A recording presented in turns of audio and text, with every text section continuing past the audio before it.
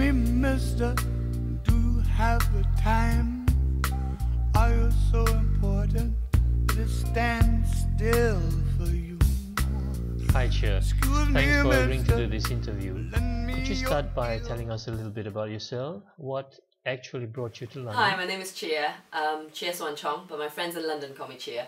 I teach English as a foreign language at International House London, and I'm also a teacher trainer, and I run Celtic courses. Well, first of all, thank you for having me on your website. Where am I from? I'm originally from Singapore, and I came to London about 11 years ago. I used to be an actress, and in Singapore I used to star in a television show, a cop show called 999 for about 2 years. I did a bit of theatre, and originally I came to London with the intention of exploring career opportunities in acting. I was in Singapore when they were auditioning for a film, a sort of TV film called Monkey King, if you remember Monkey Magic. They were doing a US NBC production of Monkey King, and they auditioned in Singapore. I passed the auditions, and we were filming in Prague, so that was my first venture into Europe about 11 years ago. I then moved on to London because most of the cast and crew from the film were British, and they told me how London was the centre of the arts, and it really sparked my interest. I thought I would, you know, come and recce the place.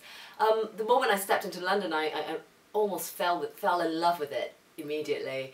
It just felt like I've come home, and I decided to stay, and since then I've been here. Acting might have brought me to London, but a few years on, as you probably already could guess, I became an English language teacher. You wrote a recent article in your blog. Well, it was actually a rehash of your early life in London. I found it hard to believe that you were really that naive. Was it really true? Would you like to tell us a little bit more about that period? I can't believe you read the article. You probably are one of the few who have. Yes, I was quite naive at that period of time.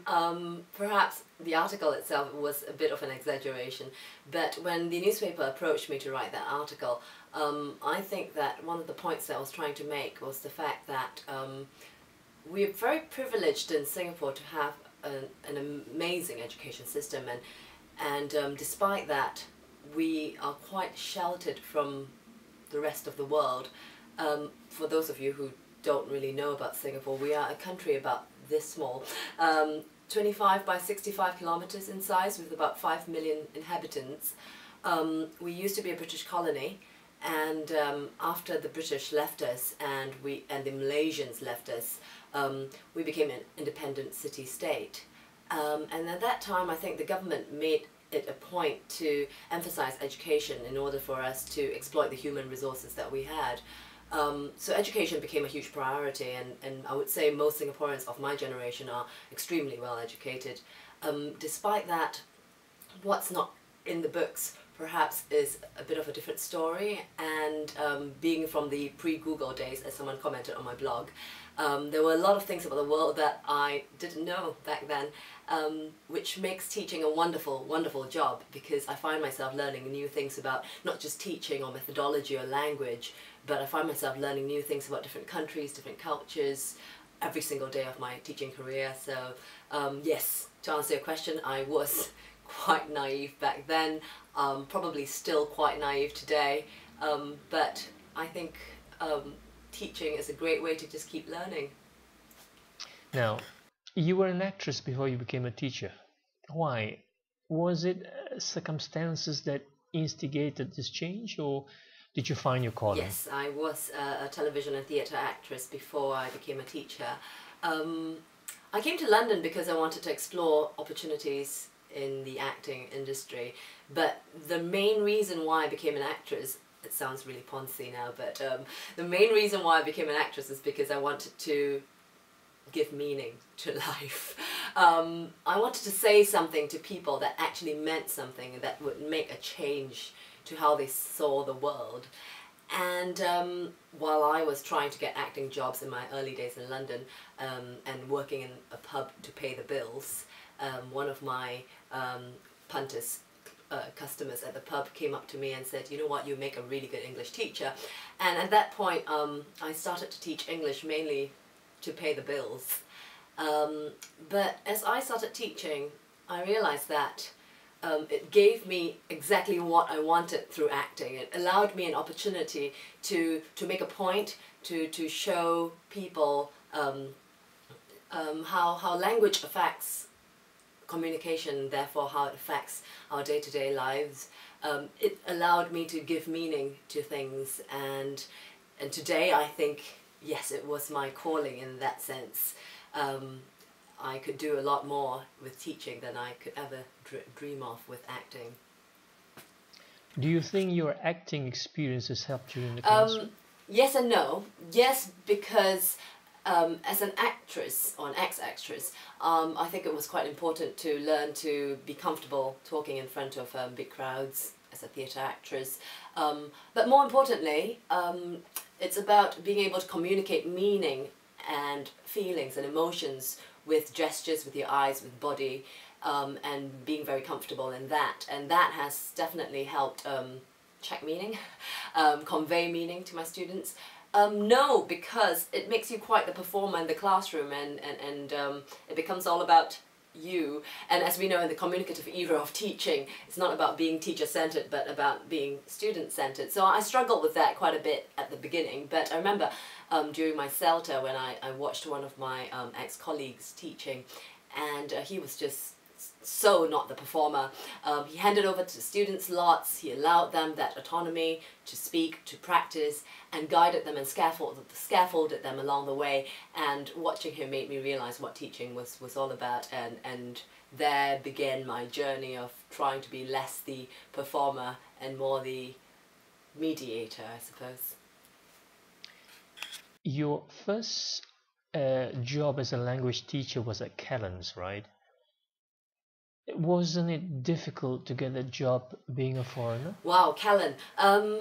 As I mentioned, when I was trying to get work as an actress, I was working in a pub, and I suppose when I came to London, I had assumed that getting acting work would have been quite easy, mainly because I had quite a portfolio and I had quite a bit of experience in acting back in Singapore.